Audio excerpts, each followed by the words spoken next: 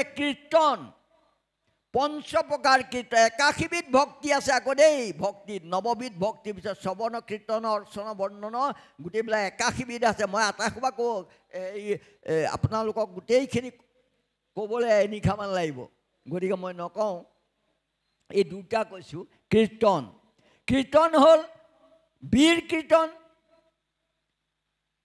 নিবিড় কীৰ্তন উপাঙ্গ কীৰ্তন মানস কীৰ্তন বিৰল কীৰ্তন আমি যে এয়া কৰিছোঁ এয়া আমাৰ বীৰ কীৰ্তন এই বীৰ কীৰ্তন হৈছে এটা ৰাজমাৰ্গ আমাৰ 37 নম্বৰ ঘাইপথ কিন্তু মই 37 নম্বৰ ঘাইপথটোৱেদি গৈ থাকিলে আপোনালোকক লগ নাপাওঁ ইয়ালে মই উপপথ এটাই দি সোমাই আহিব লগা হ'ল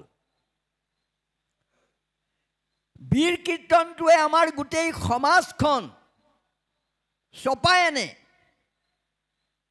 সমাজখনৰ সকলোলৈকে আমি এটা সৌন্দৰ্যবোধ দিওঁ নাচো বাগো ইত্যাদি ইত্যাদি কৰোঁ আমাৰ মই আহি শুনিছিলোঁ আমাৰ ভাগৱত পঢ়ি থকা তেখেতৰ গলাটো বৰ সুন্দৰ শুনিলোঁ ইমান প্ৰস্ত মুখলৈ মন কৰিছোঁ মুখখন ততৰা পৰা দাঁত নাই এই দাঁত থাকোঁতে বোলো চাগে এইজনে ফালি আছিলে এতিয়া দাঁত নাইকিয়াতে যেতিয়া ইমান প্ৰস্ত গাব পাৰিছে দেই মোৰ ভাল লাগিল এতিয়া এইবিলাক হ'ল বীৰ কীৰ্তনেৰে বহুত আজি ভাগৱত পঢ়িবলৈ ডেকা ল'ৰাহঁত আগবাঢ়ি আহিছে মোচ কাটি গৰ্বশূন্য হৈ আহিছে আমাৰ এইটো বৰ আনন্দৰ কথা আমাৰ সমাজখনৰ বাবে এটা এইটো গৌৰৱৰ কথা আমাৰ ভাগৱতে অন্য নকৰিলেও কিন্তু বহুত ডেকা ল'ৰাক অন্তত শান্তিৰ মূল খুঁটিলৈ ঘূৰাই আনিছে এইটো বাস্তৱ সেইকাৰণে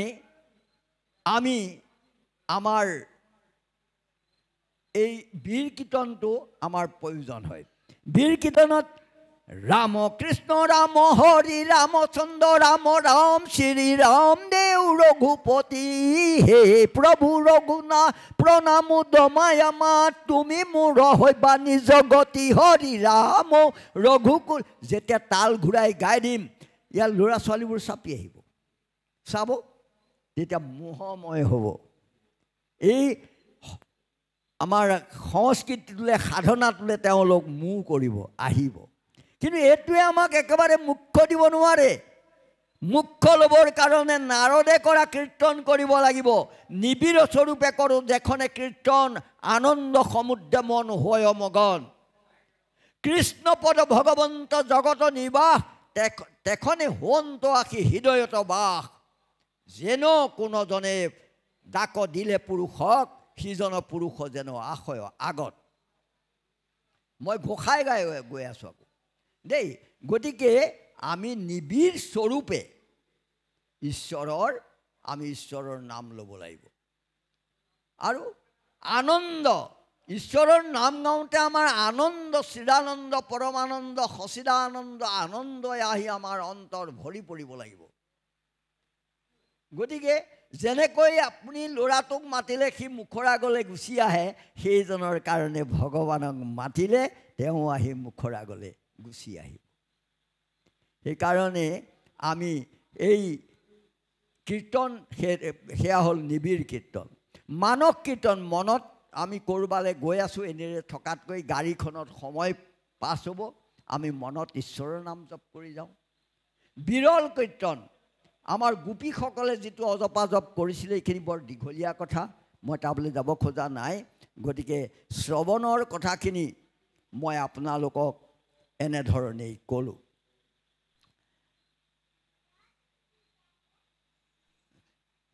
যাৰ পুত্ৰ গণে ঐত্য হৰিত শৰণলৈয়া হৰি গুণ গাৱে শুদ্ধভাৱে দধি দুগ্ধ ঘৃত মধু নদীৰ জলকপিয়া পিতৃগণে টিপিটিক পাৱে মই বৈষ্ণৱ খৰাচাৰত লিখিছোঁ এইটো কথা যে আমাৰ মহাপুৰুষে আপোনালোকে ইয়াত পিণ্ড মানেনে নামানে মই নাজানো মই সোধাৰ প্ৰয়োজনো নকৰে পিণ্ড দুবিধ এবিধ হ'ল পৈশূন্য পিণ্ড এবিধ হ'ল সাত্বিক পিণ্ড পৈশূন্য পিণ্ডবিলাক আমাৰ গুৰু দুজনাই এভইড কৰিছে, এইবোৰ আমি দিব নালাগে, মাছেৰে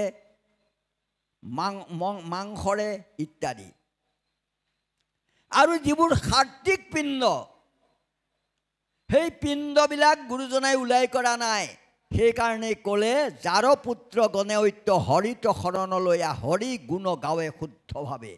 এজন পুতেকে জীয়েকে শুদ্ধভাৱে ঈশ্বৰত শৰণীয়া হৈ তেওঁ একদম গদ ভাৱেৰে ঈশ্বৰত নাম লৈ আছে। সেইজনৰ পিতৃয়ে কেনেকৈ তৃপ্তি পায়? খোপনিটো ক'ত ল'লে? দধি, দুগ্ধ, ঘৃত, মধু, নদীৰ জল। আমাৰ সূক্ষ্ম পিণ্ডবিলাকত যিকেইটা বস্তু প্ৰয়োগ হয়, সেই পিণ্ড খালে যিটো তৃপ্তি পায়, এই ল'ৰাজনে হৰিনাম ল'লেই তৃপ্তি পায়। হৰিনাম ল'বলৈ কোনো প্ৰয়াস নালাগে, কিন্তু দধি, দুগ্ধ, ঘিউ, মৌ এইবিলাক গোটাবলৈ অলপ প্ৰয়াস লাগিব। তাত নাই বুলি কোৱা নাই, তাত শূন্য বুলি নক'লে সেই পিণ্ডটোত, কিন্তু পৈশূন্য পিণ্ডবিলাক আমাৰ ত্যাগ কৰিব লাগে।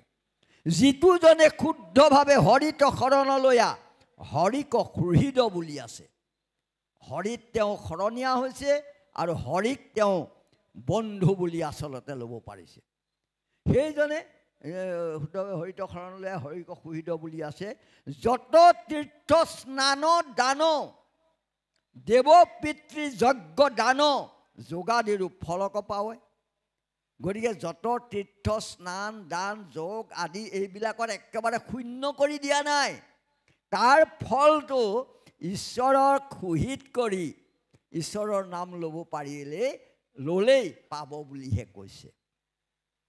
সেইকাৰণে আমি এই ঘোষাবিলাকৰ তত্ত্বটো বুজি কাম কৰি গ'লেই আমাতকৈ চহকী কোনো নাই।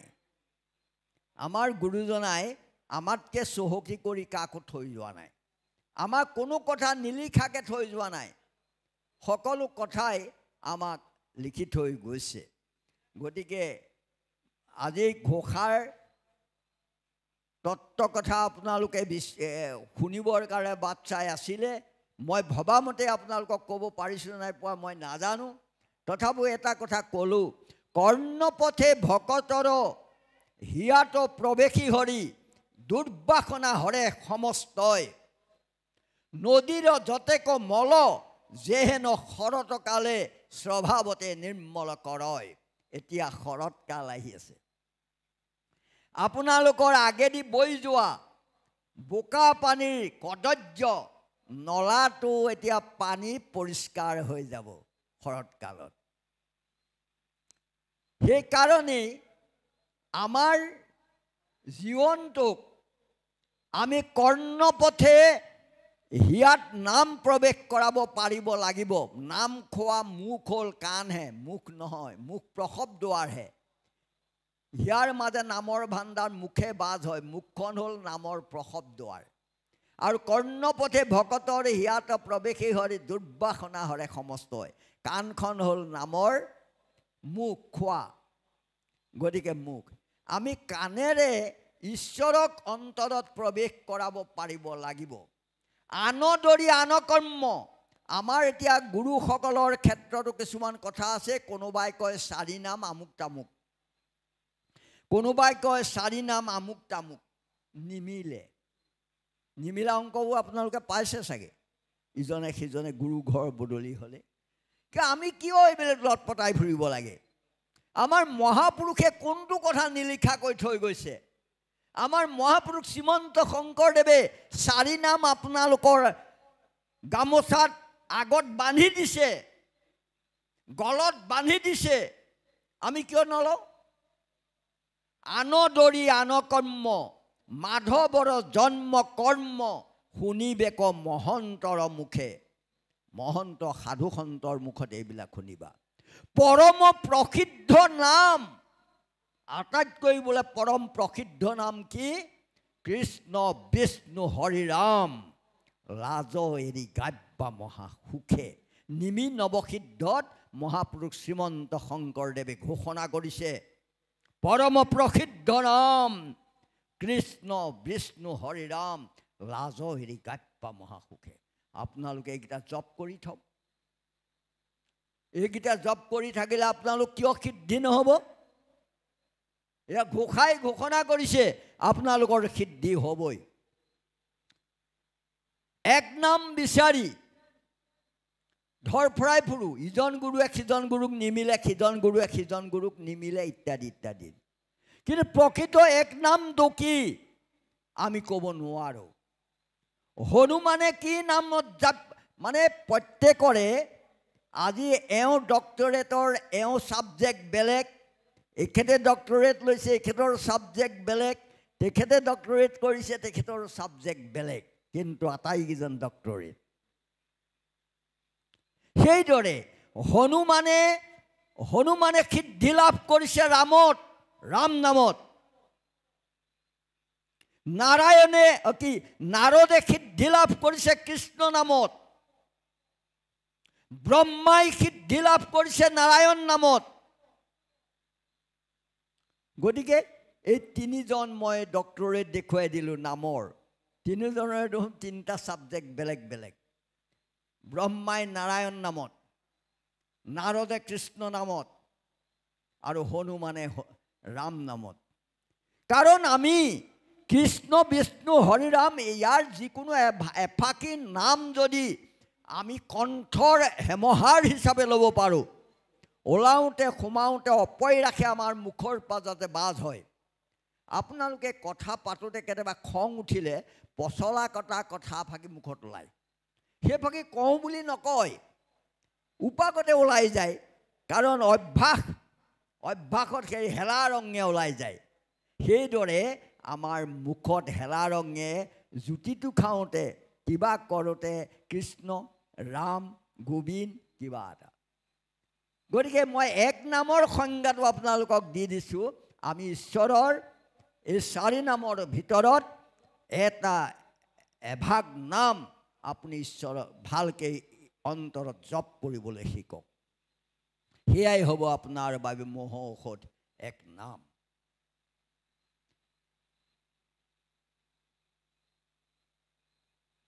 সেইদৰে এতিয়া আটাইতকৈ মই লাষ্টলৈ আহি আছোঁ। মই বেছি সময় নকওঁ, মোৰ দাঁতৰ বিষ আকৌ দেই। এনেই বুঢ়ী নাচনী তাতে নাতিনীয়েকৰ বিয়া। এতিয়া মই লাষ্টলৈ আহি আছোঁ। মনুষ্য যোনিৰ কৰ্মে নিশেষ যোনে ফুৰু দীনবন্ধু দামোদৰে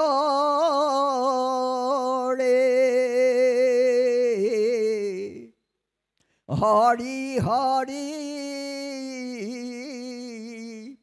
কতবাৰ কৰিলোঁ আয়াজা দীন বন্ধু ইবাৰ নেৰিবা হৰি মোক।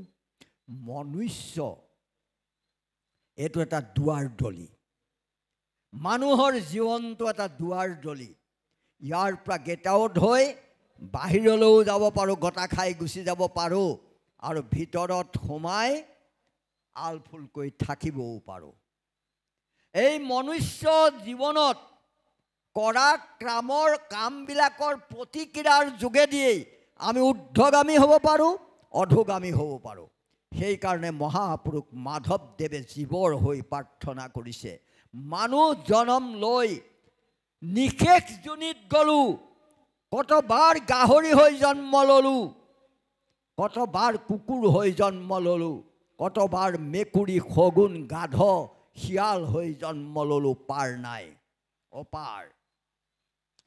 ঘূৰি ঘূৰি আহি আকৌ মানুহ হৈছোঁ, আকৌ পাহৰোঁ, আকৌ গৈ শিয়াল কুকুৰৰ সং লওঁ। গতিকে কৈছে ইবেলি তোমাৰ দৈ চৰণে শৰণ লৈলো দীনবন্ধু দামোদৰে হৰি হৰি ৰতি মোৰ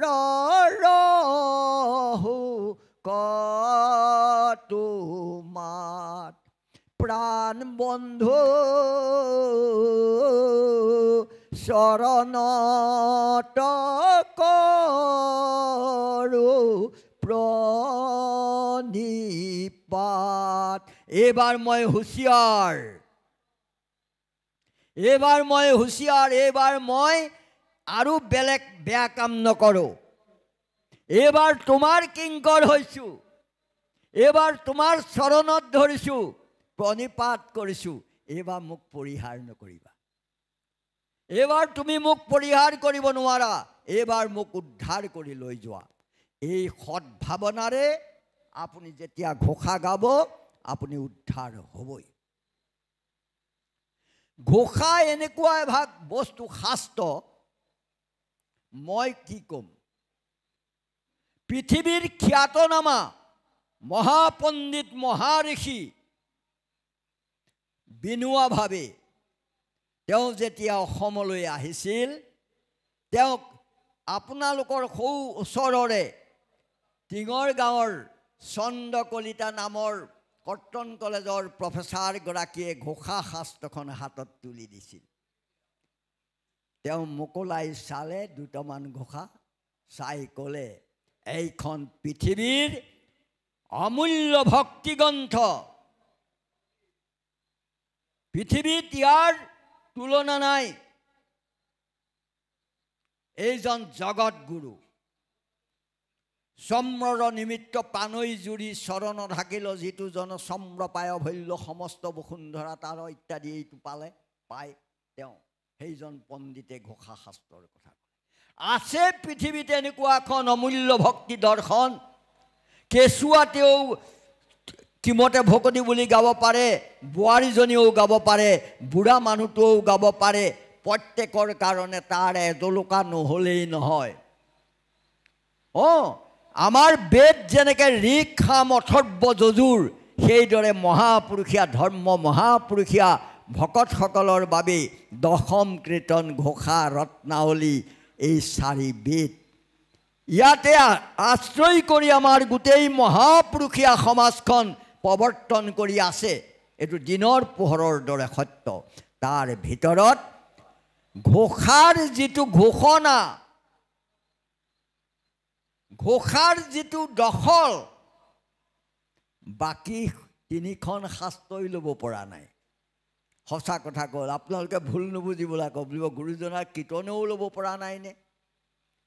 কাৰণ আমাৰ সাধাৰণ এজন হালোৱায়ো মই দেখোঁ, তেওঁ মই দুৰাচাৰ কিমতে ভকতি ঘোষা এফাকি গাব পাৰে। ঘোষা জনা কেঁচুৱা ছোৱালীবিলাকে, স্কুলৰ ছোৱালীবিলাকেও জানে, সিহঁতে গাব পাৰে, কিন্তু অন্যে নোৱাৰে। সেইকাৰণে আমাক ঘোষাৰ অৰ্থ কৰিবৰ কাৰণে অসম চৰকাৰৰ এজন উচ্চপদস্থ বিষয়াই এটা দায়িত্ব দিলে। আমি 1000 এফাকি ঘোষাৰ যিখিনি পৰা যায়, যিমানলৈকে পৰা যায় সিমানলৈকে লেখি ইতিমধ্যে আমি উলিয়াইছোঁ, তেওঁলোকলৈ পঠিয়াইছোঁ, ওলাব। মই এইকাৰণে এই বাক্যটো ক'লোঁ যে তাত এটা মোৰ একদম একানপতীয়া অনুৰোধ আছে। ঘোষাৰ অন্তত 1000 এফাকি ঘোষা নেলাগে দিব, 100 ফাকি ঘোষা স্কুলীয়াৰ পাঠ্যপুথি হওক ছাত্ৰ ছাত্ৰীসকলৰ। তেতিয়াহ'লে এই অশৃংখল আমাৰ তীখৰ খোৱা, ধপাত খোৱা, ড্ৰাগছ লোৱা, এইবিলাকৰ কাৰণে আমি ভাবি মৰিব নালাগে। তাৰ প্ৰতিবাদ কৰিব আমাৰ গুৰুজনাৰ অমৰ সৃষ্টি ঘোষা শাস্ত্ৰই। তেওঁলোকৰ মূৰত কুমলীয়া কালতে যেতিয়া ক্ৰীড়া কৰিব সেইজন ল'ৰাই কেতিয়াও ড্ৰাগছ খাব নোৱাৰে। মই উদ্ধবাহু কৰি বুকত হাত দি ক'ব পাৰোঁ, ইয়াত যদি আপোনালোকে ভাগৱত পাতে, ভাগৱত পঢ়িবলৈ অহা নাকৰ গোফ কাটি ডেকা ল'ৰাকেইটাই কেতিয়াও ড্ৰাগছ খাব নোৱাৰে, সিহঁতে তীখৰ খাব নোৱাৰে। আপোনা আপুনি সিহঁত বাধ্যতামূলকভাৱে সিহঁত আপোনা আপুনি সেৱ লৈ গৈছে। সেইদৰে মই তাত অনুৰোধ কৰিছোঁ টানি যে মোক আপোনালোকে কৰিবলৈ দিলে, মোক বিনিময়ত কিবা দিছে আপোনালোকে, মই কৰি দিছোঁ। কিন্তু মোৰ আত্মাই শান্তি পাব তেতিয়াহে যে স্কুলৰ পাঠ্যপুথিত কলেজতে হওক, ইউনিভাৰ্চিটিতেই হওক বা LP স্কুলতেই হওক, ঘোষা শাস্ত্ৰখনৰ 100 ফাঁকি হ'লেও তাক প্ৰৱৰ্তন হ'ব লাগে এই অসম দেশত। তেতিয়াহ'লে আমাৰ সকলোৱে, আপোনালোক আই মাতৃসকলে এই চেষ্টাটো ল'ৰা ছোৱালীবিলাকক কৰিব। দুপৰীয়া গধূলি প্ৰাৰ্থনাত সিহঁতৰ কৰ্ণত অন্ততঃ ফাঁকি ঘোষা দিয়ক।